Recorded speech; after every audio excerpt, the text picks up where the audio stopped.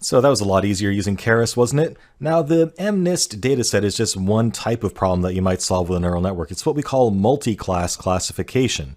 Multi-class because the classifications we were fitting into ranged from the numbers 0 through 9.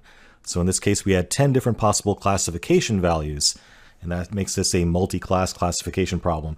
Now, based on Keras's documentation and examples, they have general advice on how to handle different types of problems. So here's an example of how they suggest setting up a multi-class classification issue in general. So you can see here that we have two hidden layers here. We have an input dimension of however many features you have coming into the system. In this example, there's 20, but depending on the nature of your problem, there may be more. It's setting up two ReLU activation function layers, each with 64 neurons each. And again, that's something that you would want to tune depending on the complexity of what you're trying to achieve. It's sticking in a dropout layer to discard half of the neurons on each training step. Again, that's to prevent overfitting. And then at the end, it's using a softmax activation to one of, in this example, 10 different output values. Okay, so this is how they go about solving the MNIST problem within their own documentation. They then use an SGD optimizer and a categorical cross-entropy loss function. So again, you can just refer to the Keras documentation for some general starting points on where to begin from, at least when you're tackling a specific kind of problem. Again, the actual numbers of neurons, the number of layers, the number of inputs and outputs will obviously vary depending on the problem you're trying to solve. But this is the general guidance they give you on what the right loss function is to start with, what the right optimizer to start with might be. Another type of classification problem is binary classification. Maybe you're trying to decide if images or people are pictures of males or females. Maybe you're trying to decide if someone's political party is Democrat or Republican. If you have an either-or sort of problem, then that's what we call a binary classification problem. And you can see here their recommendation here is to use a sigmoid activation function at the end instead of softmax, because you don't really need the complexity of softmax if you're just trying to go between 0 and 1. So sigmoid is the activation function of choice in the case of binary classification.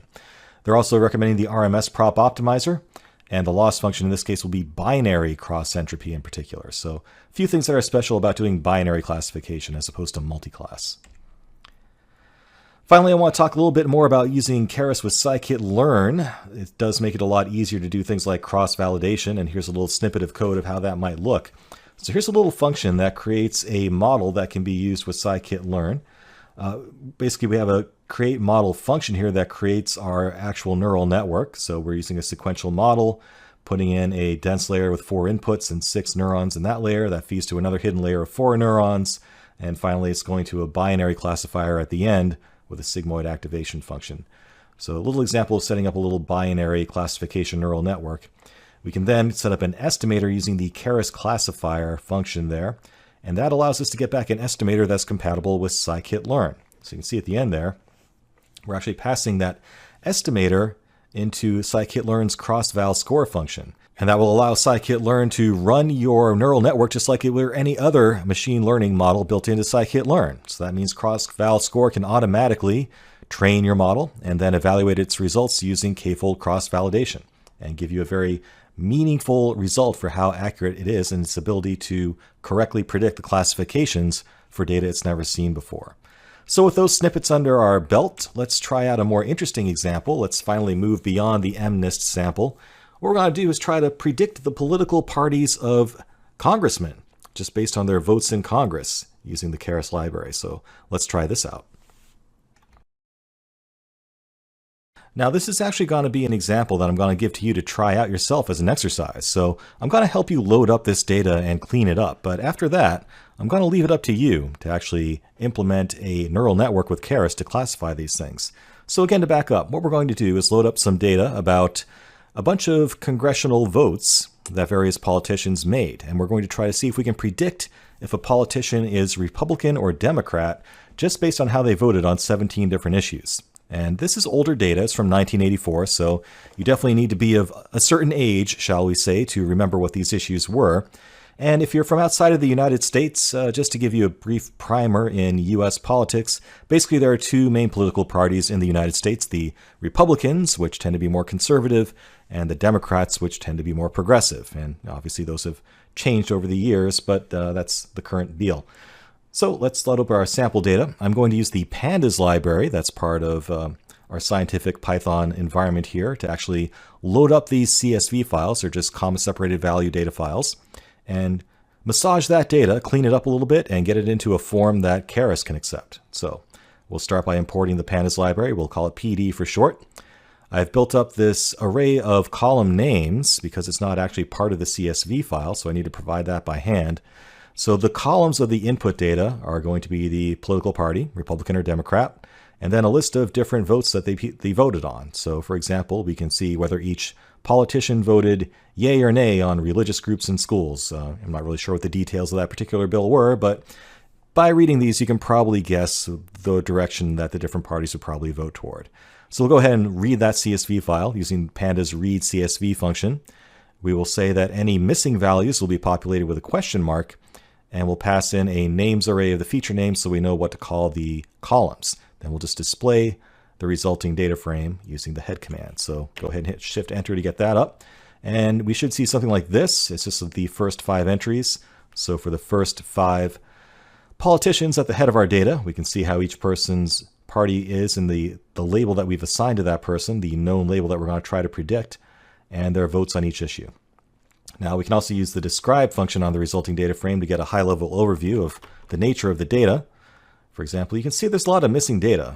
For example, even though that there's 435 people that have a party associated with them, only 387 of them actually had a vote on the water project cost sharing bill, for example.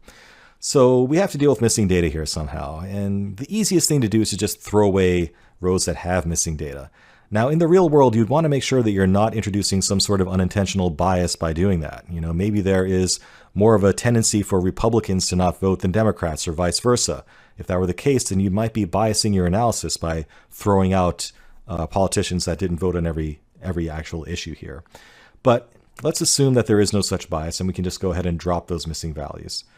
That's what this little line here does. It says drop NA, in place equals true. That just means that we're going to drop any rows that are missing data from our voting data frame, and then we'll describe it again. And we should see that every column has the same count because there is no missing data at this point. So we've winnowed things down to 232 politicians here. Not ideal, but hey, that's what we have to work with. Next thing we need to do is actually massage this data into a form that Keras can consume. So Keras does not deal with y's and n's, it deals with numbers. So let's replace all the y's and n's with 1s and 0s using this line here. Pandas has a handy-dandy replace function on data frames you can use to do that. And similarly, we'll replace the strings Democrat and Republican also with the numbers 1 and 0. So this is turning this into a binary classification problem. If we classify someone as belonging to label 1, that will indicate they're a Democrat, and label 0 will indicate that they're a Republican. So let's go ahead and run that to clean up that data. And we should see now, if we run ahead on that data frame again, everything has been converted to numerical data between 0 and 1, which is exactly what we want for the input to a neural network. All right, finally, let's extract this data into NumPy arrays that we can actually feed to Keras. So to do that, we're just going to call .values on the columns that we care about. We're going to extract all of the feature columns into the features array, and all of the actual labels, the actual parties, into an all classes array. So let's go ahead and hit enter to get that in. And at this point, I'm going to turn it over to you for now. The code snippets you need were actually covered in the slides just prior to coming out to this notebook here. So just refer back to that, and that should give you the stuff you need to work off of and actually give things a go here. So I want you to try it yourself. Now, my answer is below here, no peeking. I put a little image there to try to stop you from scrolling further than you should. But if you want to hit pause here, we can come back later and you can compare your results to mine. Okay, so at this point, I want you to pause this video and give it a go yourself. And when you think you've got something up and running, or if you just want to skip ahead and see how I did it, hit play again and I'll show you right now. All right, I hope you did your homework here. Let's go ahead and take a look at my implementation here. Again, it's pretty much straight up taken from the slides that I showed you earlier. All we're going to do is import the stuff we need from Keras here. We're using dense, dropout, and sequential. And we're also going to use cross-val score to actually evaluate our model and actually illustrate integrating Keras with scikit-learn like we talked about as well. So when we're integrating with scikit-learn, we need to create a function that creates our model so we can pass that into cross-val score ultimately. We're going to create a sequential model, and we're just going to follow the pattern that we showed earlier of doing a binary classification problem. So in this case, we have 16 different issues that people voted on. We are going to use a ReLU activation function with a layer of 32 neurons. And a pretty common pattern is to start with a large number of neurons in one layer and winnow things down as you get to higher layers. So we're going to distill those 32 neurons down to another hidden layer of 16 neurons. And I'm using the term units in this particular example here. A little bit of an aside.